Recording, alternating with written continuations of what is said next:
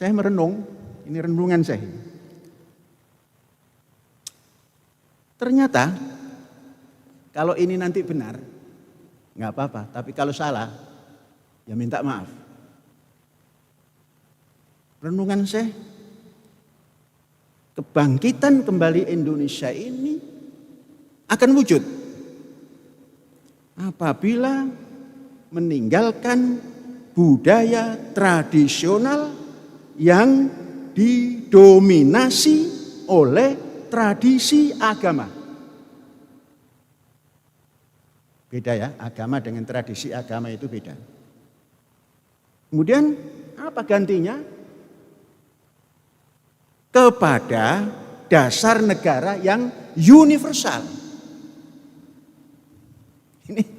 Ini saya menyimpulkan begitu. Karena ini majelis ilmu, majelis cendekia, disampaikan ini. Assalamualaikum warahmatullahi wabarakatuh. Alhamdulillah. Hadirin sedang Jumat. Hari ini Perserikatan Bangsa-Bangsa mengumumkan bahwa mulai hari ini kejadian besar yang menimpa bumi, yakni panas bumi atau panas lingkungan bumi, panas atmosfer bumi bermula. Jadi bahasa climate change bermula mulai hari ini. Itu bisa dibaca di Google. Ini menandakan bahwa waspadaan menghadapi semua itu harus ditingkatkan dalam bentuk praktek. Diwaspada itu bisa dengan banyak hal, tapi yang jelas harus dengan praktek. Yang pertama, jangan menyia-nyiakan air. Karena tatkala panas bumi sudah atau panas temperatur lingkungan kita ini meningkat, satu di antara yang akan terpengaruh adalah air. Perhatikan betul-betul, jangan menyia-nyiakan air. Air apapun, jangan pernah ada air limbah kemudian disia-siakan. Tatkala ada air limbah, fungsikan kembali treatment air. Dijaga ulang, dijaga betul-betul agar air apapun, limbah dia itu harus punya manfaat. Seperti yang sudah kita lakukan, sekarang ditingkatkan lagi. Satu itu, air. Yang kedua, pelihara baik-baik lingkungan hidup. Khususnya lingkungan hidup dalam bentuk tanaman,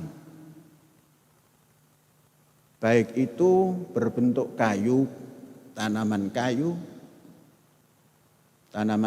dalam bentuk tanaman buah,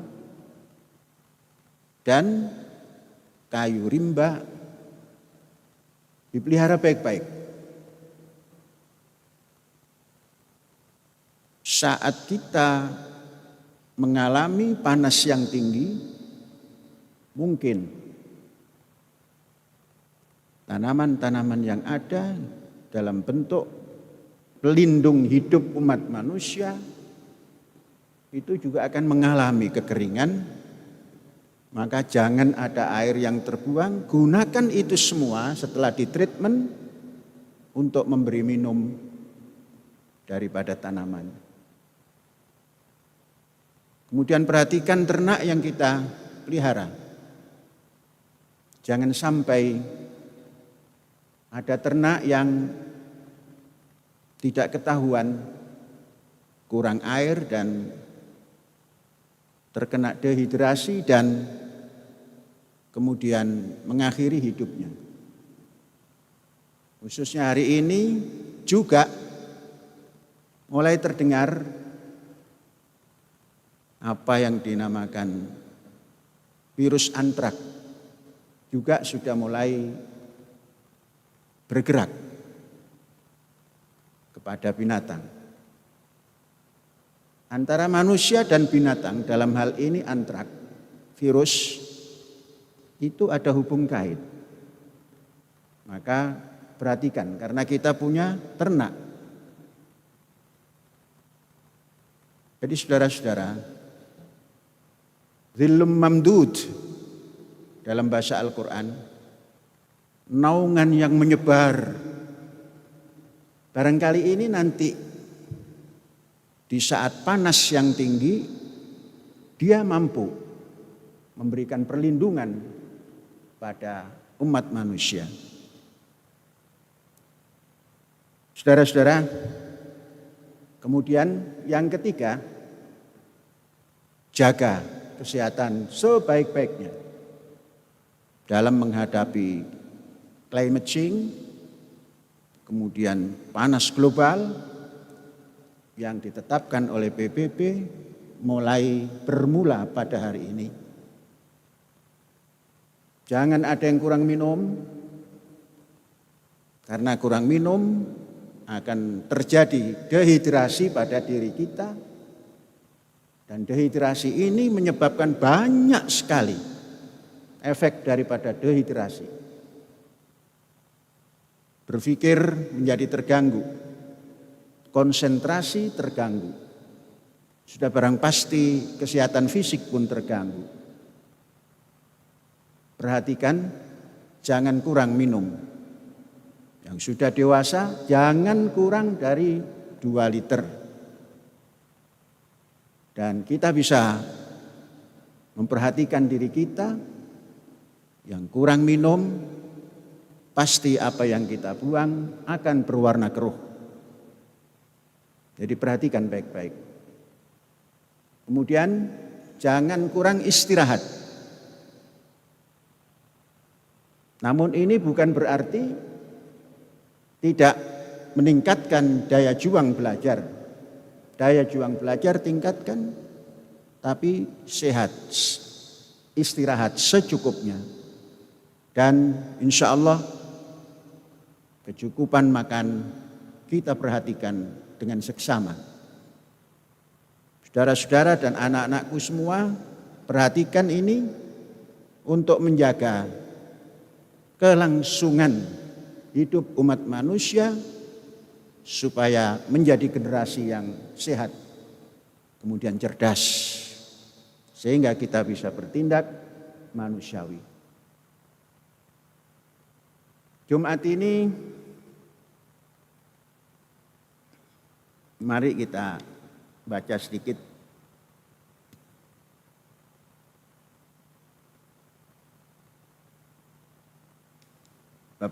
bab manusia saja ya. Itu ada di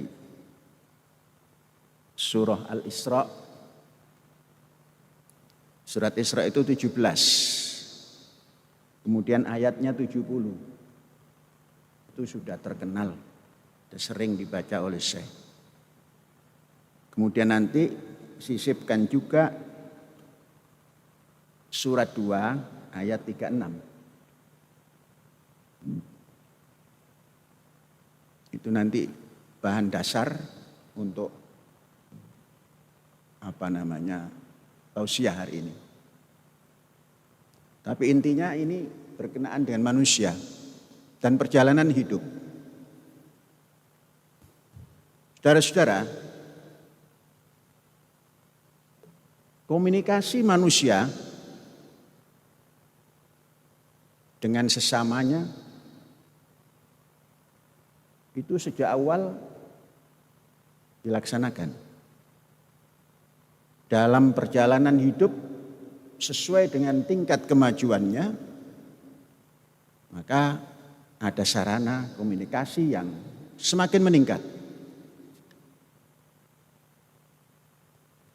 Kemudian waktu komunikasi pun manusia sudah bisa berbicara atau berkomunikasi dengan zaman yang jauh ribuan tahun.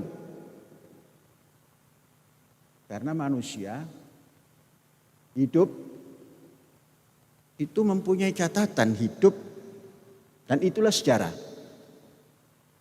Maka manusia bisa berkomunikasi dengan sejarah yang jauh daripada hari ini. Kemudian komunikasi yang diciptakan oleh manusia ini itu semuanya tujuannya adalah perubahan. Maka dunia ini tidak bakalan tidak berubah karena ada manusia. Dan manusia itu dari dulu diistilahkan ada yang namanya Homo sapien, yakni makhluk yang cerdas. Terkadang diistilahkan animal symbolikus, makhluk yang bisa menciptakan simbol-simbol. Kemudian ada istilah juga hayawanun natik, makhluk yang punya simbol. Kemudian diteruskan oleh ahli sosiologi, bapak sosiologi dunia, Ibnu Khaldun, manusia adalah madaniyun bit-tab'i, makhluk sosial yang tidak berdiri sendiri. Nah, dalam kehidupan seperti ini, berkomunikasilah manusia pada waktunya, pada zamannya, pada tahunnya, pada abadnya, pada milenium-mileniumnya. Karena semua yang tadi, Homo sapien, kemudian animal, simbolikus, hayawanun natik, madaniyun bit-tab'i, makhluk sosial, semua itu terdokumentasi sehingga bisa komunikasi lagi. Saudara-saudara, mari kita berkomunikasi dengan zaman. Mungkin masih hitungan abad atau mungkin hanya 1 milenium. Dunia ini masyarikuha wa magharibuha, ada masyrik timur dan ada maghrib barat. Itu budayanya ditentukan dari Timur Tengah. Timur Tengah ini menentukan budaya dunia. Agama apapun tumbuh dari Timur Tengah. Itulah nanti yang membuat budaya manusia ini global. Timur Tengah yang dekat kepada Barat, Timur Tengah yang agak sedikit ke timur, itu sumber budaya. Yang kemudian sumber agama. Manusia beragama. Karena manusia menginginkan sesuatu yang bisa melindungi dirinya. Dari beragama ini manusia berfilsafat. Mencari sedalam-dalamnya. Maka seorang filosof itu adalah orang yang radikal. Mengapa? Karena ingin tahu sampai ujung pangkalnya. Agar dia bisa melakukan atau memberikan informasi kepada sesamanya. Yang tujuannya untuk merubah supaya mencapai kemajuan. Singkat, dalam diskusi atau tausiah ini, manusia barat dan manusia timur dalam kegelapan setelah bermilenium-milenium tumbuh pencerahan. Pencerahan diawali dari dunia timur yang diwakili oleh ketika itu dunia Islam yang bekerja sama dengan penganut-penganut agama yang terdahulu. Maka terciptalah satu kemajuan, katakanlah setelah gelap, setelah jahiliyah, tumbuh Renaissance. Atau kalau bahasa Barcelona itu remontada. Kemudian kalau bahasa kehidupan Muslim,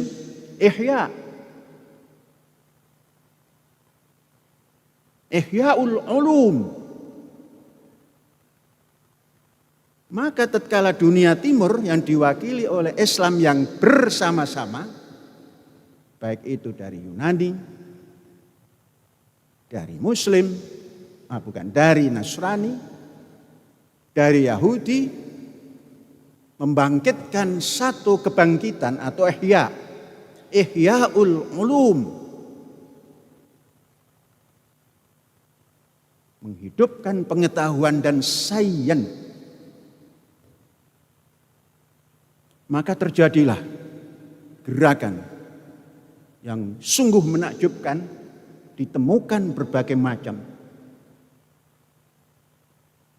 sains dan teknologi pada masanya. Dalam perjalanan, tatkala ada satu gerakan kemajuan, selalu ada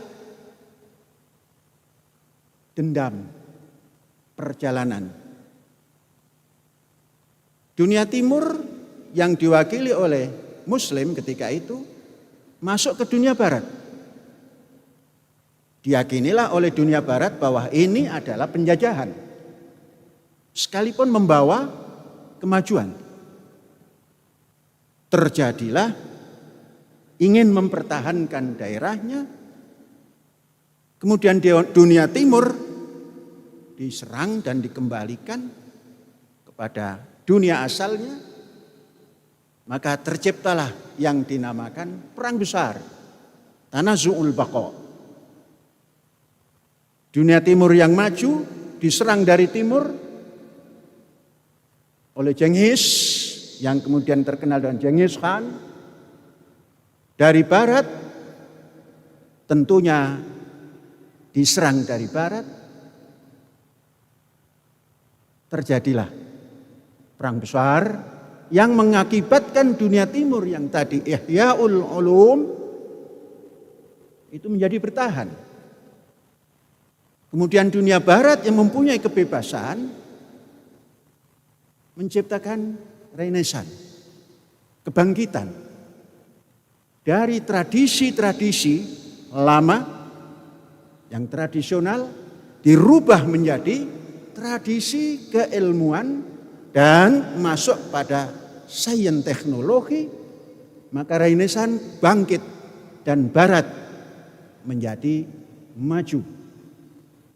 Timur yang bertahan bukan Ihya'ul ulum, tampillah dengan simbol Ihya' ulumuddin.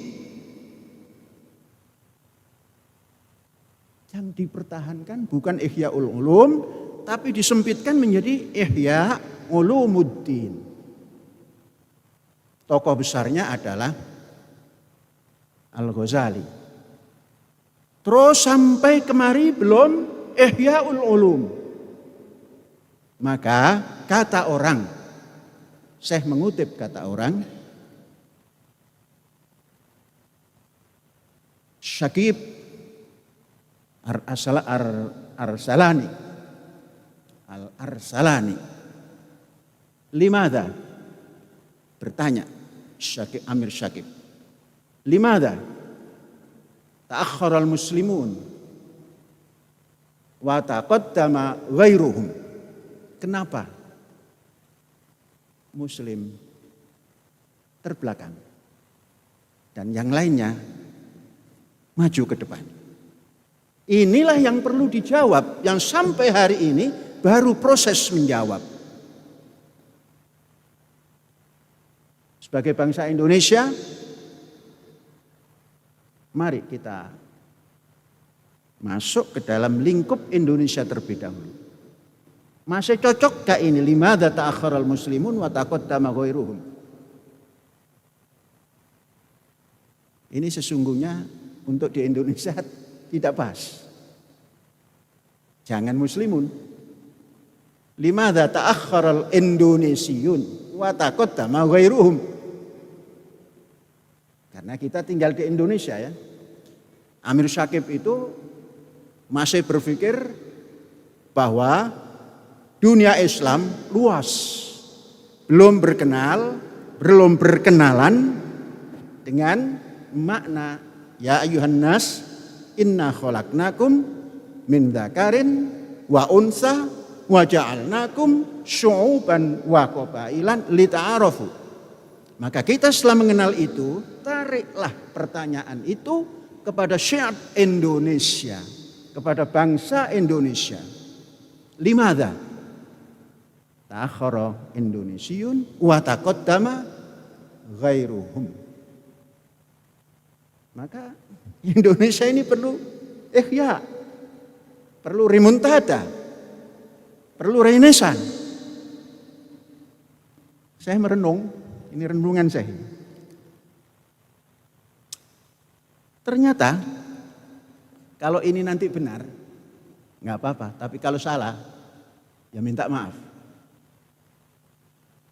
Renungan saya, kebangkitan kembali Indonesia ini akan wujud apabila meninggalkan budaya tradisional yang didominasi oleh tradisi agama. Beda ya, agama dengan tradisi agama itu beda. Kemudian apa gantinya? Kepada dasar negara yang universal. Ini saya menyimpulkan begitu. Karena ini majelis ilmu, majelis cendekia, disampaikan ini. Tradisi agama itu bukan agama. Jadi harus meninggalkan budaya tradisional yang didominasi oleh tradisi agama, diarahkan kepada dasar negara yang universal. Ternyata dasar negara kita kan universal. Semua rentetan dari 1 sampai 5 universal. Maka Epolexosbud Hankam itu semua harus dikembalikan kepada dasar negara. Ini memerlukan diskusi sesama bangsa. Kalau itu terjadi, renaissance di Indonesia ini akan bisa cepat. Dan tidak terlalu lama. Karena apa? Karena sarana untuk maju ini sudah mengelilingi kehidupan kita. Hanya karena sarana itu belum ditata untuk renaissance yang sesungguhnya. Sebab kalau tidak kepada dasar negara yang universal, akan silih berganti. Maju, putus, maju, putus, kembali ke alif lagi, kembali ke alif lagi. Seperti dicontohkan orang menenun, setelah sempurna tenunannya ditarik lagi benangnya. Nah, ini jadi bahan. Nanti diskusi apakah benar apa hipotesa yang saya sampaikan ini. Kalau saya yakin, kalau mengajukan hipotesa tidak yakin, jangan membuat hipotesa. Ya sudah ini saja, nggak usah banyak-banyak. Nanti saudara-saudara muter-muter malah nggak ketemu. Ini saja. Hadza wallahu yar'ana wa yafaduna walhamdulillahirabbil alamin. Merdeka.